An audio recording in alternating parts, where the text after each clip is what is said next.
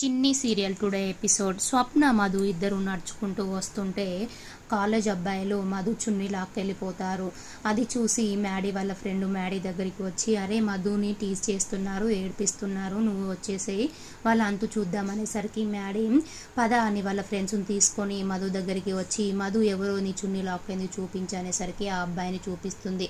ఆ అబ్బాయిని కొట్టి మధు చున్నీ మధుకి ఇస్తాడు. మ్యాడీ ఇచ్చి తనని కొట్టు నువ్వని బ్యాట్ ఇస్తాడు. మధు తనని కొట్టకుండా, మేము చదువుకోవడానికి కాలేజీకి వస్తే మీరు ఇలా చేయడం వల్ల ఎలా అలా చేయకూడదు, ఎప్పుడైనా అమ్మాయిలని మంచిగా చూడాలి, మీరు అలా చేయకండి, మేము ఒక చిన్న ఆశ చదువుకోవాలని ఒక కాలేజీకి వస్తే మీరు అలా చేయడం ఎంతవరకు కరెక్ట్ అనేసి అంటుంది. అప్పుడు ఆ అబ్బాయి, అరే టీచర్ పాఠాలు చెప్తుంది, మంచి ఎన్ఆర్ఐన అబ్బాయిని పట్టింది అనేసరికి మధుకి కోపం వచ్చి ఆ అబ్బాయిలను చితకబాదుతుంది. మ్యాడీ ఇక చాలులే మధు కొట్టిన దగ్గరికి అనేసి మధుని ఆపుతాడు. మ్యాడీ చాలే మధు అనేసి అంటాడు.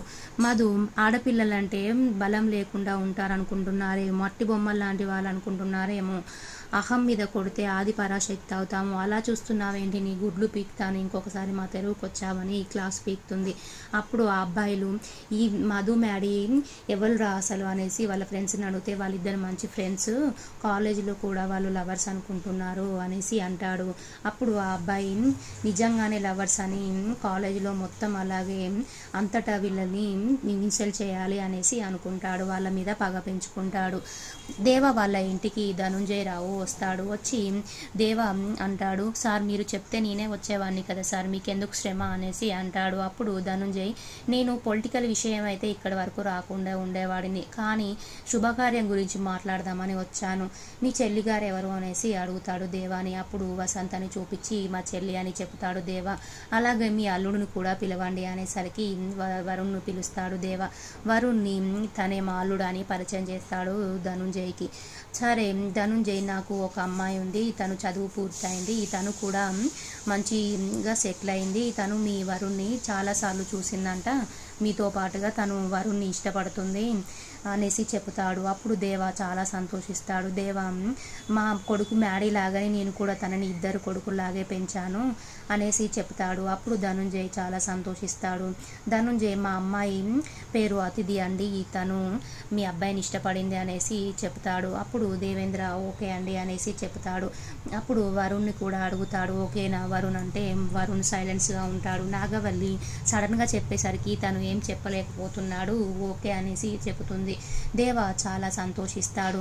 మాకు ఇంత మంచి సంబంధం వచ్చినందుకు చాలా సంతోషం అని ధనుంజయ్కి చెప్తాడు. ధనుంజయ్ దేవాకు స్వీట్స్ ఇస్తాడు.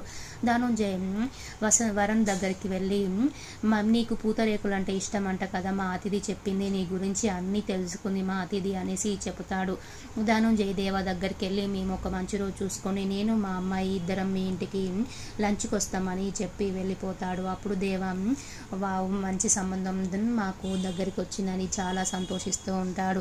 స్వప్న మధు ఇద్దరు కాలేజ్ నుంచి ఇంటికి వెళ్తుంటే స్వప్న ఏం చేస్తుందంటే స్కూటీ నుంచి గాలి తీసేస్తుంది. పంచర్ అయిందని మధు అని చెప్తుంది. నేను మా పిన్ని వాళ్ళ కొడుకు వస్తున్నాడు, నేను వెళ్ళిపోతున్నాను మధు అనేసి చెప్తుంది. మధు, నేను ఎలా వెళ్ళిపోను, ఆటోలో వెళ్ళిపోనా అనేసి అంటుంది. స్వప్న, ఆటోలో ఎందుకు మ్యాడీ, బండి మీద వెళ్ళు అనేసి చెప్తుంది. అప్పుడు మ్యాడీ రాగానే నేను వస్తాను మ్యాడీ అనేసరికి, మ్యాడీ నువ్వెందుకు, మీ స్కూటీ లేదా అంటే మా స్కూటీ పంచర్ అయిందని చెప్తుంది మధు.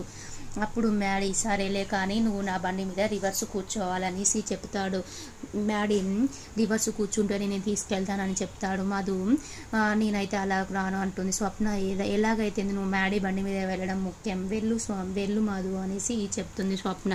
అప్పుడు మధు రివర్స్లో మ్యాడీ బండి మీద కూర్చుంటుంది.